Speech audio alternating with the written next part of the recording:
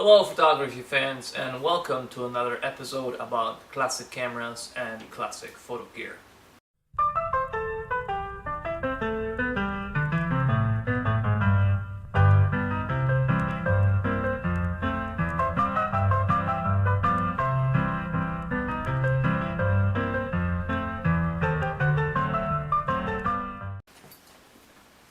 Today we're going to be discussing another Japanese camera.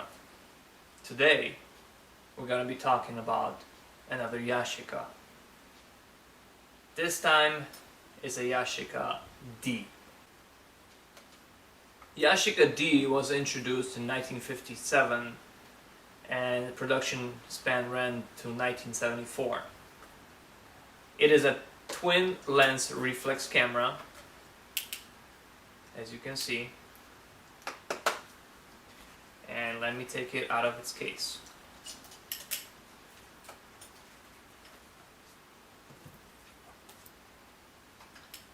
Twin lens reflex camera uses two lenses, as you already know from my other videos from videos found on YouTube. For this one I paid less than a decent dinner for two at the local chain restaurant. So figure that out. Decent dinner, no drinks included. It is in immaculate condition. Okay, the leather on it is untouched. It's just beautiful, as if nobody has ever shot with it until I got it. Let's take a closer look. This Yashica was produced in two colors.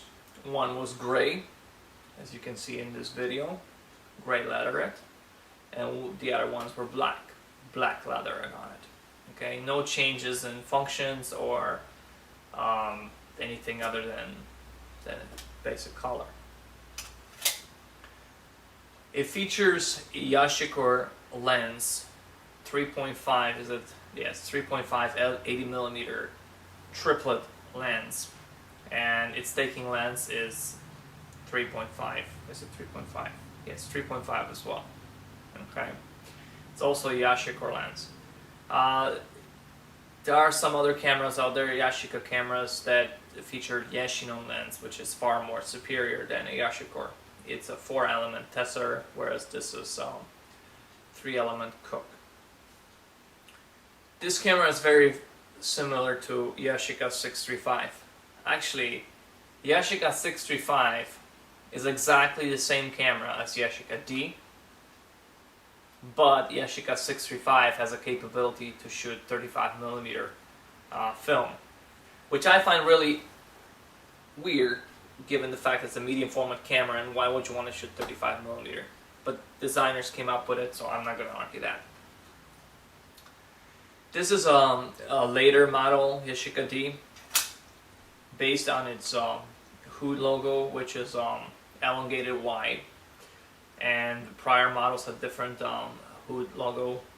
That means this is a later model, maybe even 70s, maybe even the last of the production. Although sometimes you can't even tell, the hood could have been changed in production. They could have, whoever cleaned the camera, if they ever did, they could have swapped the hood. Who knows? Okay, the serial number is rather low.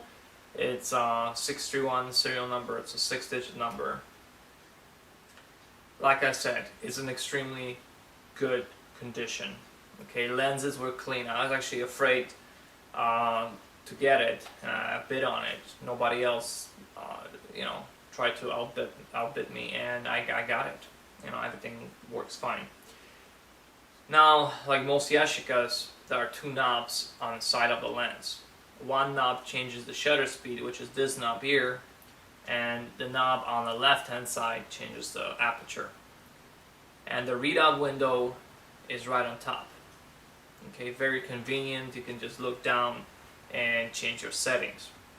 Now, the primary thing to remember about these cameras, which I don't think it includes other Yashica twin lens, but it is important on this camera, a Yashica D, and I believe Yashica 635, is that once you cut the shutter, don't change the settings, because that might cause some internal damage. It's very similar to Russian Zorkis or Fads, where once you advance the shutter, or once you advance the film, which also cocks the shutter, you don't mess with the settings. Now, to focus the camera, you simply open the hood, of course, you look through the viewfinder, and you use this big old knob on the side, and that focuses the image on the ground glass in there. Okay. Now, in order to load the film, you take a series of steps. First, you open the bottom, turn the knurled knob to O, which stands for open. Camera opens up. And if you look inside, it says use only 120 film, obviously yes.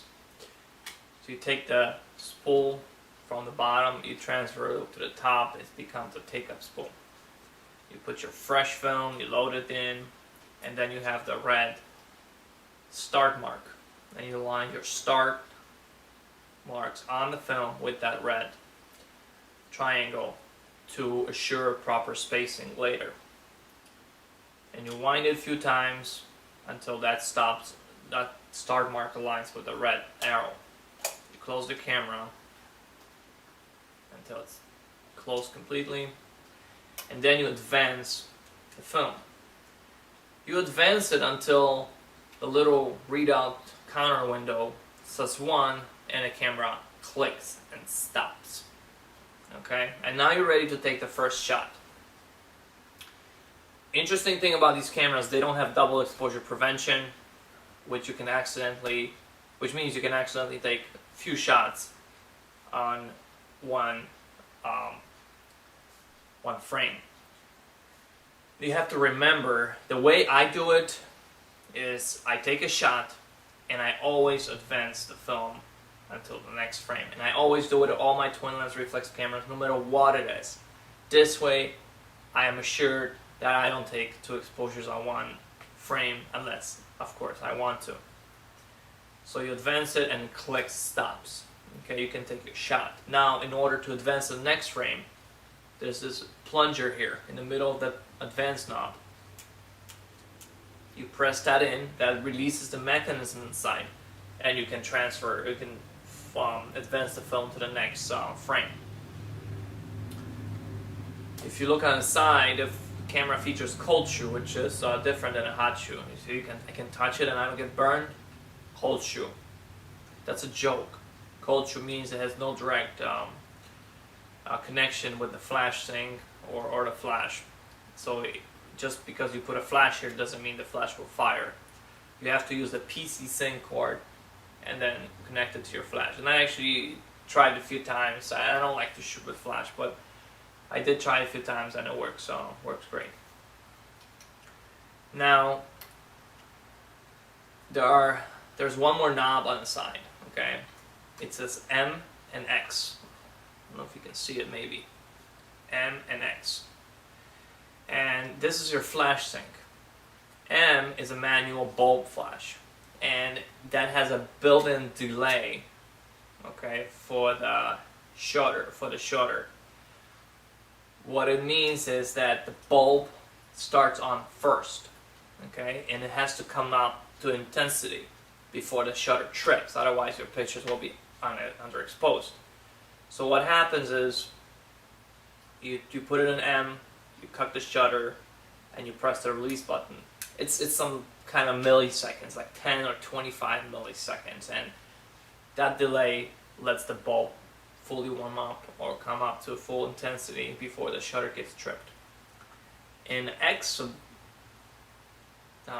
sync, X stands for electronic flash. There's no delay. You simply press the button, the signal goes to the flash, and wham! It fires right up. I mean, it's instantaneous. You don't see delay. You don't see any delays. You don't see any delay with the XM mode either. But with X mode, it happens instantaneously. There's no millisecond delay. There's nothing. Okay. Now, a word of advice: always keep your lever at X. because you don't use flash bulbs unless you do, but I don't, so I always keep it at M. Reason behind it is, if I use it at M and I try to use self-timer on this camera, which is here, it will cause internal damage, spring my brake, and the whole thing will just collapse and hood will open up. I don't know, you just don't mess with these cameras, okay? They're old, even though they're good working and they're excellent built, you just don't mess with them. Why would you? Why would you mess with these cameras? Just use as intended. So put it at X, then you use self-timer. Don't use self-timer when the lever is at M. It will cause damage to these beautiful cameras. There are many, many beautiful Yashica cameras out there, okay? And I've set out on a quest to find all the Yashica twin lens reflex cameras that were ever built, so I can add them to my camera family. The trick is they have to be in working condition. Problem is, not all of them are. And one time I found really interesting camera. It was a Yashica matte. I called it a Franken matte because it had a built-in prism finder. So you just basically look like that. And Yashicas weren't meant for prism finders. Okay, you couldn't find prism finder on these cameras. They were more popular with rolleicords and rolleiflex rather than rolleicord. But this one, the camera came with that finder. Problem was, whoever did it in its garage, in their garage, and they misaligned the finder with the focusing screen, and everything was just off. So what I did, I packed the camera up and I sent it to Mark Hama. Mark Hama is I think the only person in the United States that fixes Yashicas. Well, no, let me take it back. He's not the only person. But he's the actual person that worked at a Yashica factory building Yashica 124Gs. Okay? So, sent it to him, and he quoted me $180 to fix it. Well, it's like fixing a watch. So I did pay $180. The camera I paid for the camera maybe $40, $180. That's $220 total investment in that camera. It worked marvelously, but I thought to myself, oh man, I have so many Yashicas, I'm gonna sell some. So I sold it. Guess how much I got for it? $120. I'll never sell another camera again unless I really have to, unless I'm pressed because I have no food or I just something. Otherwise, I'm not selling any more cameras. So I really regret it, and I tried to find another one with Prism Finder or find that particular camera. Maybe that person got sick of it and they put it up for sale. No luck so far. It was 2 years ago when I sold it, and no luck so far. So there are many Yashicas. There's a Yashica B. Yashica B is in gray leatherette is very, very rare because it was only meant for Japanese market. So you can't find it. If you find one, it's really expensive. For what it's worth, if the camera is actually worth $100 and it's only for $300, it's a different story. So when it comes to fixing these, you can go ahead and get them fixed. But you have to think to yourself, is it really worth it? For collector's purposes, maybe. For shooting purposes, no. Because you can find a really good working 124G, which is far more superior than a D. And you can find that in working condition, and then you're a happy camper. It's got better lenses. But if you just want to get it fixed and use it, and to you it's worth it, by all means get it fixed. I actually sent a Rolleicord, a Rolleiflex camera. It's a Rolleiflex old standard, original camera from 1930s, and I sent that to Mark Hansen. He's a wonderful, wonderful person. Charges you really fairly for fixing, and it's a tedious job. And he's really extremely good person. I'm not trying to suck his undercarriage, but I fixed 2 cameras with him. I'm gonna send a third one over to him, and he did an excellent job. So, and I spent like $200 to get a camera fixed. And he told me, I mean, is it really worth it to you? I go, yes, because I want to see this camera working. I want to put film through it. I want to take it out, and I want to shoot it. Luckily, this camera didn't need any fixing. It came as is, in perfect working condition. So guys, at the end of this video, you'll see some results taken with this camera. With this particular camera. I ran one roll of color film, and I ran 1 roll of black and white across Fuji. And they were developed in my bathroom. The results were excellent. I mean, at least in my eyes. What do I know? So you'll see these results at the end of the video. And make sure, if you like this video, if these videos are helpful to you, subscribe. Okay, I'm not trying to force anybody. I'm not trying to make anybody subscribe. Okay, you want to subscribe, you subscribe. I got 166 subscribers. And I think that's great. I think it's great for what this channel is about, you know. It's not about porn, not about boobs. Although adding some would probably increase viewing. But no, it's about cameras. And there's only limited or small niche of people that want to learn about these things. And if you really like it and it's helpful, subscribe, okay? There's no charge. I don't charge for anything. I don't have commercials. And if I do, it's not mine. I don't have a thing that I make money on YouTube. It's just what I love doing. And if you really enjoy it, by all means, be my guest. I'm welcome any subscribers.